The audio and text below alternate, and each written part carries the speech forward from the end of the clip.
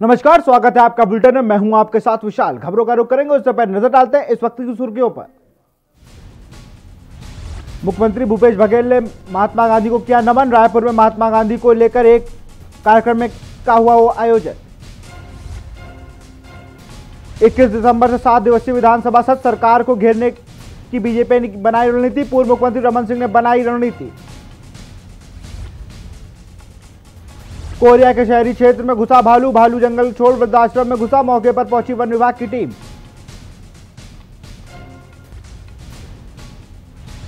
कोरबा में हादसे की खदान होती जा रही कसमुंडा खदान, 150 फीट ऊंचाई से गिरकर मजदूर की मौत। सामने आई कंपनी की बड़ी लापरवाही। बालाउद में दिन दहाड़े महिला की हत्या, हथियार से सिर पर की एक बुरी तरह वार। हत्या की घटना से मची सनसनी। छत्तीसगढ़ में शीतलहर से हालात, पूरे प्रदेश में बढ़ी ठंड। अंबिकापुर में रात का पारा 60 डिग्री।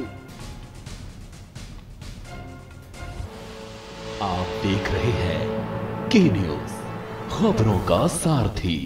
और बुलेटिन की शुरुआत करेंगे इस वक्त की बड़ी खबर से। बालाउद से आपको बता रहे हैं, दिन दहाड़े महिला की हत्या हुई है। बड़ी खबर आपको बालाउद से बता रहे हैं, जहां दिन दहाड़े महिला की हत्या कर दी गई है। हथियार से सिर पर किए गए हैं बुरी तरह वार। लोगों ने पुलिस को दी है सूचना। गुरूर थाना क्षेत्र के छेड़िया गांव का मामला। बड़ी खबर आपको बता रहे हैं, बड़ी खबर आपको बालाउद से बता रहे हैं, जहां महिला की हुई है दिन दहाड़े हत्या। हथियार से सिर पे किए गए हैं कई वार। लोगों ने पुलिस को दी है सूचना। गुरूर थाना क्षेत्र के छेड़िया गांव का मामला। बड़ी खबर आपको बालाउद से बता रहे हैं, जहां पर महिला की दिन दहाड़े हत्या कर दी गई है। हथियार से सिर पे किया गया है बुरी तरह वार।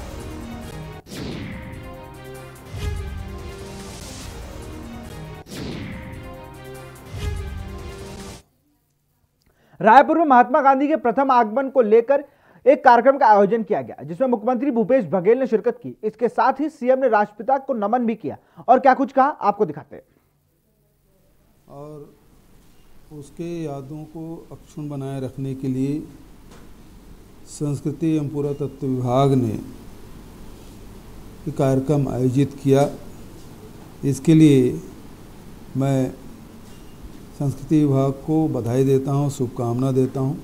आज के कार्यक्रम में उपस्थित और कार्यक्रम के अध्यक्ष हमारे मंत्री भाई अमरजीत भगत जी, आदरणीय भाई गिरीश जी, विनोद जी, रुचिर जी और भारती बंधु और सभी उपस्थित साथीगण, आप सबका मैं स्वागत करता हूं, अभिनंदन करता हूं।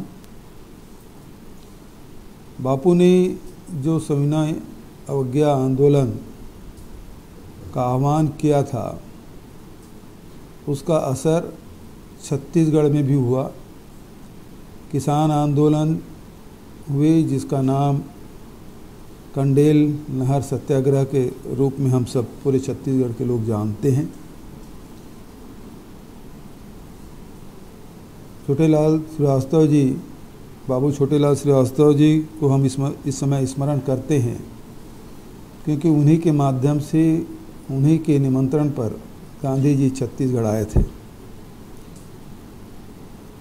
वो केवल जब उनका आगमन होता था तो केवल एक वर्ग पे असर नहीं होता था, बल्कि संपूर्ण समाज पे उनका असर होता था।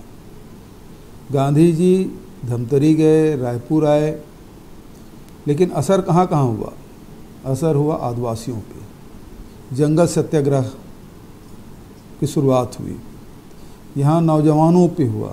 नौजवान पढ़ाई छोड़ के, काम छोड़ के, बहुत सारे शिक्षक हैं अपनी नौकरी छोड़ के गांधी जी के आंदोलन में कूद पड़े। साथ ही उनका जो संदेश रहता था, केवल आंदोलन तक के नहीं, देश की आज़ादी के लिए नहीं, बल्कि समाज में व्याप्त जो कुरीति है, विसंगति है, उसको दूर करने में भी वो लगातार जोर देते थे। जिसका उदाहरण चाहे जैसा कि अभी हमारे मंत्री जी ने जो स्वच्छता के बारे में बात कही, स्वावलंबन की बात उन्होंने कही और आत्मनिर्भर होने की बात। तो ग्राम स्वराज्य की जो कल्पना है, गांधी जी कहते थे भारत है वो गांव में बसता है, उसकी आत्मा गांव में है, और इसीलिए ग्राम स्वराज्य की उन्होंने बात कही। 185 वर्षगांठ के अवसर पर हम लोगों ने स्वराजी गांव की शुरुआत की। आज हमारे गांव में जहां किसान आत्मनिर्भरता की ओर बढ़ रहे हैं, मजदूरों को लगातार काम दिया जा रहा है, जो जंगल में निवास करते हैं हमारे आदिवासी, परंपरागत रूप से निवासी, सबके जो लघु उपज है उसके सही दाम पे खरीदी। तो छत्तीसगढ़ आत्मनिर्भरता की ओर आगे बढ़ रहा है, स्वावलंबन की ओर आगे बढ़ रहा है। हमारे गौठान, कोई नहीं सोचा था कि गोबर से भी पैसा कमाया जा सकता है, लेकिन छत्तीसगढ़ के गरीब लोग, गौपालक लोगों के सहयोग से ये छत्तीसगढ़ में हमने पूरी दुनिया को करके दिखा दिया कि गोबर से भी पैसा कमाया जा सकता है। वर्मी कंपोस्ट बनाकर हम लोगों के आय बढ़ा रहे हैं और वहीं गौठानों में हम रूरल इंडस्ट्रियल पार्क के रूप में डेवलप कर रहे हैं, ताकि हमारे जो बहनें हैं, हमारे नौजवान साथी हैं, उनको रोज़गार मिल सके। वहाँ के उत्पाद को बेचने की व्यवस्था भी की जा रही है। तो ये गांधी जी के रास्ते पे छत्तीसगढ़ चल पड़ा है। खबर रायपुर से, जहां संस्कृति विभाग द्वारा सरकार शताब्दी दिवस मनाया गया। मुख्यमंत्री ने महंत घासीदास स्मारक संग्रहालय परिसर में आयोजित इस शताब्दी समारोह को अपने निवास कार्यालय से वीडियो कॉन्फ्रेंसिंग के जरिए संबोधित किया, जिसमें सीएम भूपेश बघेल ने अपनी बात रखी। भूपेश बघेल ने कहा कि गांधी जी ने ग्राम स्वराज की जो बात कही थी उसमें छत्तीसगढ़ सबसे आगे बढ़ रहा है। मुख्यमंत्री भूपेश बघेल ने कहा कि कंडेल नहर यात्रा में गांधी जी छत्तीसगढ़ आए थे, उन्होंने सौभाग्य आंदोलन का आह्वान प्रदेश में ही किया था। हमारे छत्तीसगढ़ को लोगों ने बढ़ चढ़ कर हिस्सा लिया था। संस्कृति मंत्री अमरजीत भगत ने भी इस कार्यक्रम में मौजूद थे, जहां पर मंत्री अमरजीत भगत ने भी अपनी बात रखी। कंडेल नहर यात्रा में गांधी जी आए थे और आज ही के दिन हमारे छत्तीसगढ़ में उनका आगमन हुआ था। उसके आज पूरे 100 साल हो गए हैं और इस अवसर पर जो उन्होंने सविनय अवज्ञा आंदोलन का आह्वान पूरे देश को किया था, उसमें हमारे छत्तीसगढ़ में भी लोगों ने बढ़ चढ़कर हिस्सा लिया था। बाबू छोटेलाल श्रीवास्तव के नेतृत्व में नहर सत्याग्रह किया गया था। बाद में फिर यहाँ जंगल सत्याग्रह भी शुरू हुआ और रायपुर में भी अनेक जगह वो आए थे। यहाँ कंडेल जहाँ एक स्थान है, किसानों का आंदोलन चल रहा था, अंग्रेजों के द्वारा जातीय जुल्म के खिलाफ उस आंदोलन में सम्मिलित होने आए थे। तो छत्तीसगढ़ कई मामले में आज का दिन को अपना अविस्मरणीय बनाना चाहता है। आज संस्कृति और पुरातत्व विभाग के द्वारा उसको यादगार बनाने के लिए आयोजन किया गया था। छत्तीसगढ़ जिला राजनांदगांव के महापौर हेमा देशमुख के नेतृत्व में कैबिनेट मंत्री कवासी लखमा को महापौर निवास पर आगमन हुआ। उद्योग एवं आबकारी मंत्री कवासी लखमा को पुष्पमाला एवं आरती के साथ स्वागत किया गया। वहीं उद्योग एवं आबकारी मंत्री ने कहा कि छत्तीसगढ़ की उद्योग नीति देश की सबसे अच्छी उद्योग नीतियों में से एक है। यहाँ उद्योग नीति सभी से विचार विमर्श कर एक दूसरे राज्यों की उद्योग नीतियों पर अध्ययन कर तैयार की गई है। इस उद्योग नीति से उद्योग व्यापार जगत सहित आम जनों को फायदा होगा।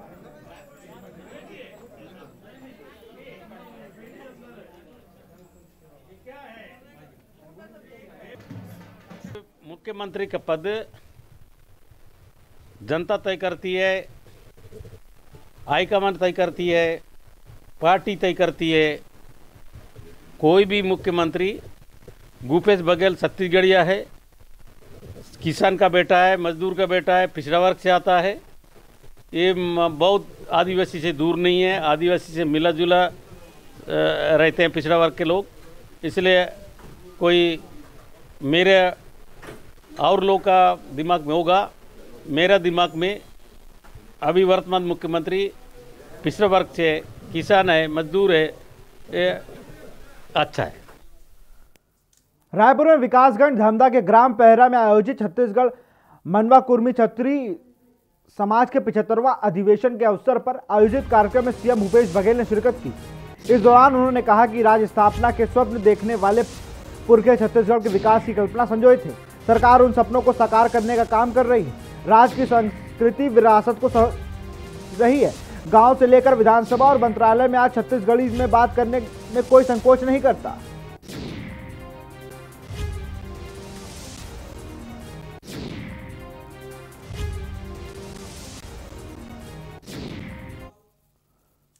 कोरिया के वन परिक्षेत्र मनेन्द्रगढ़ में इस समय भालू जंगल को छोड़कर शहरी क्षेत्रों में ज्यादा हलचल मचा रहे हैं, जिसमें वहां कभी घरों में घुस जाते हैं तो कभी वृद्ध आश्रम में पहुंच जाते हैं।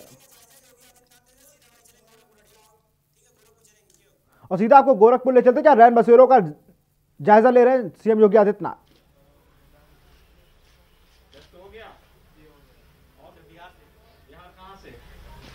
रामनगर से यहाँ कैसे आना हुआ? पुलिस वाला परीक्षा हो गई ना? जी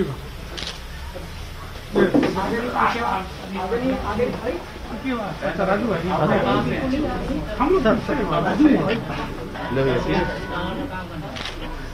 यहीं पे काम करते हैं, बेचते हैं। आप क्या करते हैं? टावर लगाते हैं। यहाँ काम कर रहे हैं। कितने लोग हैं? आप कहाँ से हैं? यहाँ कैसे? काय का पेपर? UP jail warden. अच्छा, ये जेल वार्डन पर निकला है हैं? ठीक है, परीक्षा हो गया? ठीक है, बहुत सुंदर। आप कहाँ से हैं? तो कितनी दूर कैसे सेंटर हुआ आप लोग? वहाँ सहारनपुर में भी सेंटर रहा होगा? सर इस साइड के उधर गए हूँ, वहाँ नौकर करना चाहिए था। कहाँ से? मुजफ्फरनगर से। यहाँ भी कोई टिकट पेपर देने के लिए आए थे? कोई दिक्कत तो नहीं आ रहे हैं? आप कहाँ से हैं? तो वही रोड हमको इस यहाँ कैसे? आप दिखाना और आपके मतलब एक तो दिखता नहीं है। दिखवा लिया डॉक्टर से? हाँ, ये अस्पताल में दिखाए तो दवाई दी है। मेडिकल कॉलेज नहीं गए थे? मेडिकल कॉलेज में दिखा देना, दवा दीजिए, डॉक्टर से दवा दे दीजिए। इसके बाद एक बार फिर से दिखा के फिर वो करवाना, ठीक है? हाँ हाँ, तो फ्री में ऑपरेशन हो जाएगा। फ्री में ऑपरेशन हो जाएगा।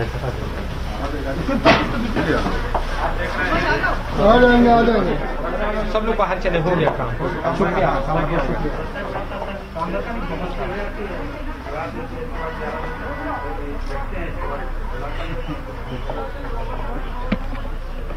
तो पैसा तो नहीं लिया जाता?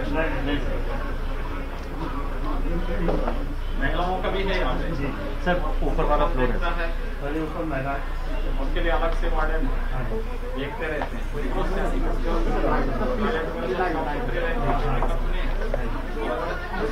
लोग आएंगे उनके लिए क्या व्यवस्था? हमारे पास रजाई करके रखे हुए हैं। अगर जैसे ऊपर में होगा कि नौ की व्यवस्था कर लिया जाए तो हम जैसे अपना आदेश कर लेते हैं।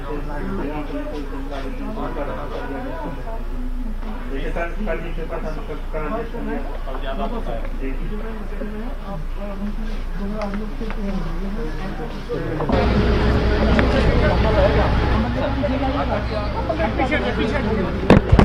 भैया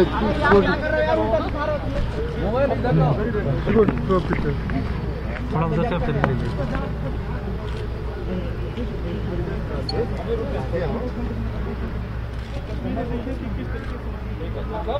कहाँ रहते हैं?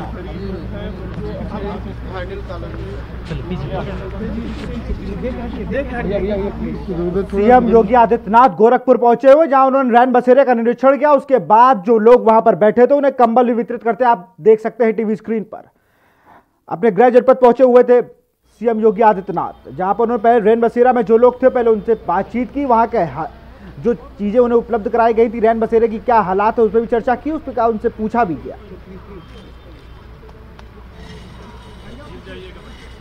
उसके बाद जो बाहर लोग बैठे हुए थे उन्हें कंबल वितरित कर रहे हैं सूबे के मुख्यमंत्री सीएम योगी आदित्यनाथ।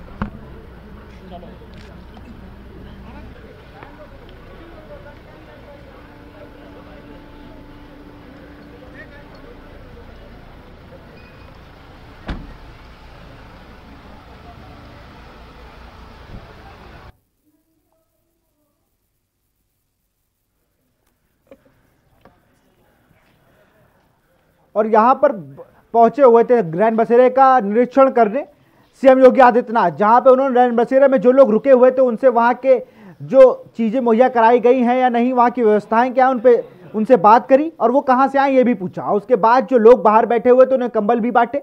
सीएम योगी आदित्यनाथ ने आज गोरखपुर पहुंचे हुए हैं, जहां पर उन्होंने पहले तो रैन बसेरे में जो लोग आए हुए थे, जो वहां पर विद्यार्थी थे, उनसे भी पूछा। एक विद्यार्थी ने जब बताया मैं सहारनपुर से हूं, तो उससे यह भी कहा गया कि आपका सेंटर यहां कैसे पड़ गया। तो बहुत जाकर 1-to-1 सबसे मुलाकात कर रहे हैं, कैसे पूछ रहे हैं, ये अमूमन हर मुख्यमंत्री करते नहीं दिखते हैं। लेकिन जिस तरह से सूबे के मुख्यमंत्री योगी आदित्यनाथ जी जिस तरह से जाके पब्लिक से रूबरू हो रहे हैं, उनकी समस्याओं को इस सर्द मौसम में जान रहे हैं, शीतलहर का ऐसा मौसम चल रहा है जहां पर ठंड बढ़ती जा रही, वहां पर रैन बसेरे में कंबल वितरण करने का काम किया है सूबे के मुख्यमंत्री योगी आदित्यनाथ ने। यहां पे आप देख सकते हैं जो लोग रैन बसेरे में थे उनको भी कंबल बांटे गए।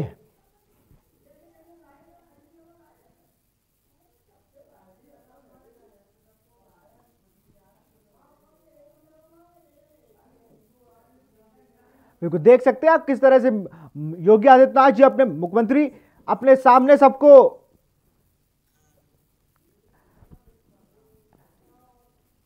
कंबल दे रहे हैं।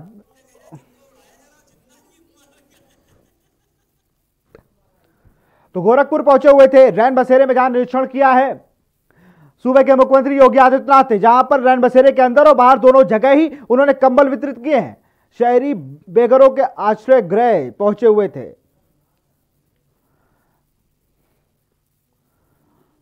तो गोरखपुर की लाइव तस्वीरें आप देख रहे हैं, जहां पर सूबे के मुख्यमंत्री योगी आदित्यनाथ रैन बसेरे में पहुंचे हुए थे, जहां उन्होंने लोगों से वहां की व्यवस्थाओं के बारे में जाना।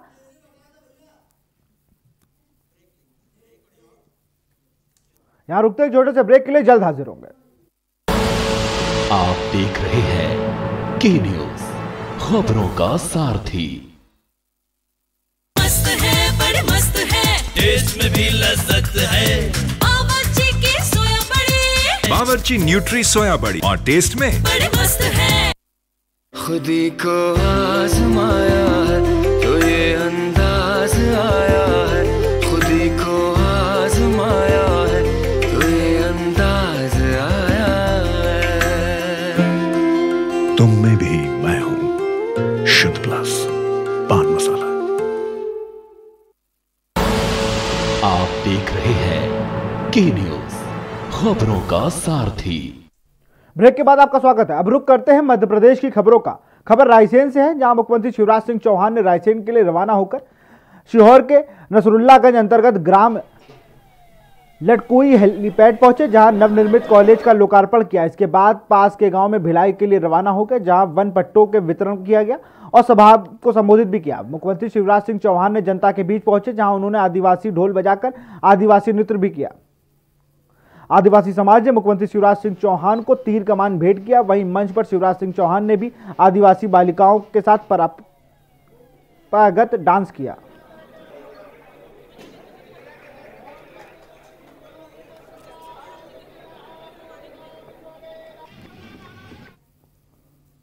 खबर रतलाम से है। रतलाम जिले के ताल शासकीय महाविद्यालय में 6 करोड़ 50 लाख रुपए की लागत से बनाया गया है, जिसका लोकार्पण कार्यक्रम केंद्रीय कैबिनेट मंत्री थावरचंद गहलोत, मध्य प्रदेश उच्च शिक्षा कैबिनेट मंत्री मोहन यादव, उज्जैन संसदीय क्षेत्र के सांसद अनिल फिरोजिया पहुंचे, जहां पर थावरचंद गहलोत ने मंच से कांग्रेस को आड़े हाथों लेते हुए कुत्ता तक कह डाला। भरे मंच में विपक्षी पार्टी कांग्रेसी को घेरने का प्रयास करते करते थावरचंद गहलोत अपना आपा खो बैठे और आपत्तिजनक शब्दों का उपयोग कर दिया।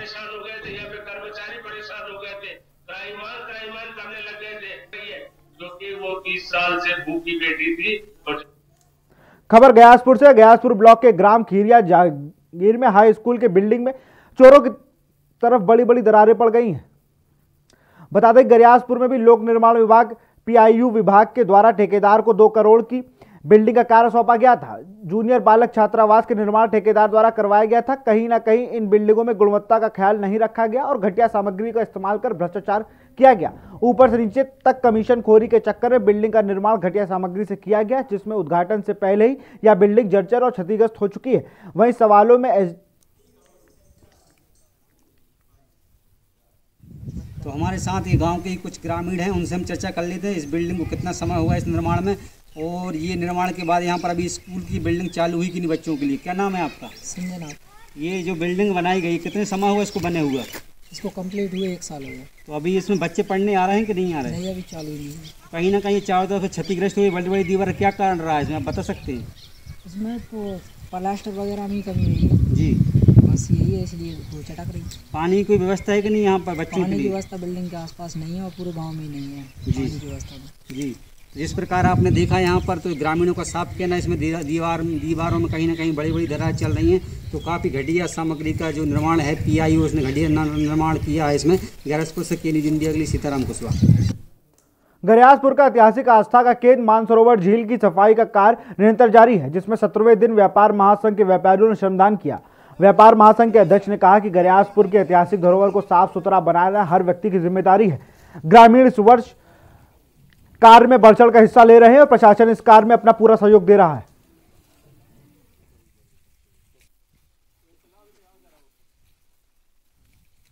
आज मेरे लिए बड़ा हर्ष का विषय है कि हमारे सभी व्यापारी भाइयों ने आज संडे के दिन सभी व्यापारियों ने इकट्ठे होकर श्रमदान किया है और हमारी ओर से ये पहली पहल है और हम आगे भी इस ओर अग्रसर रहेंगे।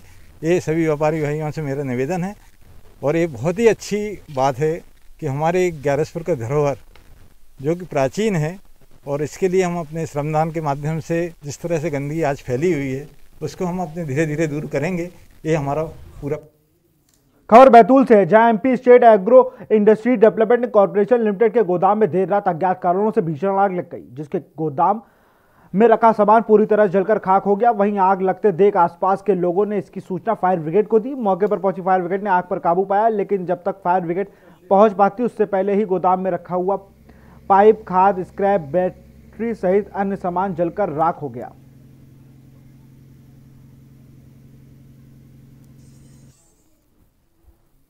MP एग्रो कंपनी में फायर हुई है, जो बारूद कारखाना पास में ही है।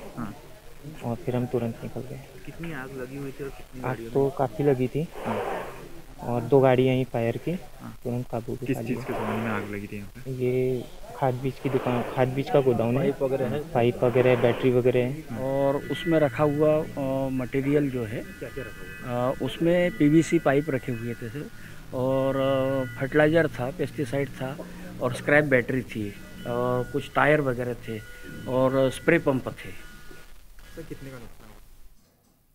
खबर राजगढ़ से, जहां खिलचीपुर तहसीलदार के पूर्व ऊर्जा मंत्री प्रियव्रत सिंह खींची ने फटकार लगा दी। बता दें कि सरकारी जमीन पर भूमाफियाओं द्वारा अतिक्रमण करने को लेकर शिकायत के बाद भी जब तहसीलदार ने कार्रवाई नहीं की तो पूर्व मंत्री ने फटकार लगाई। दरअसल जीरापुर खिलचीपुर में सरकारी जमीन पर लगातार भूमाफिया कब्जा कर रहे हैं, इसको लेकर फटकार लगाई गई है।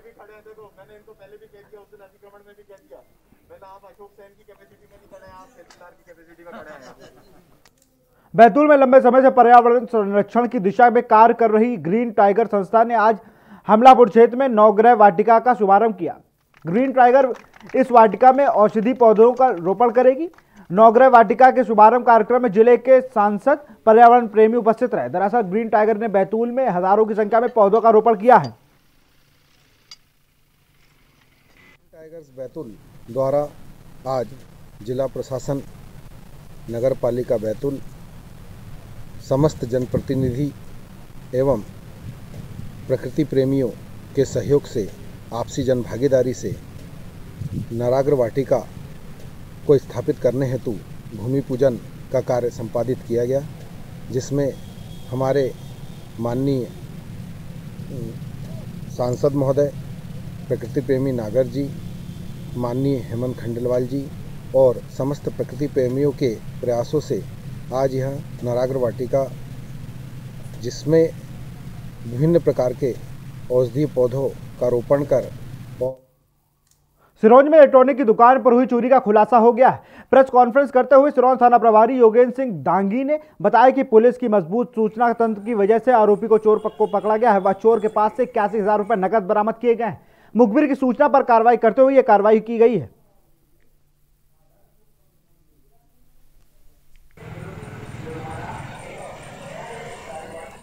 भिंड पुलिस लगातार नकली दूध बनाने वालों के खिलाफ अभियान चला रही है। इसी क्रम में पुलिस ने 2 ठिकानों पर छापेमारी की और नकली दूध बनाने वाले के लिए घातक केमिकल में साउथ फॉर्म ऑयल भी बरामद किया गया है। फिलहाल पुलिस ने 2 कारोबारियों को हिरासत में लेकर पूछताछ कर रही है।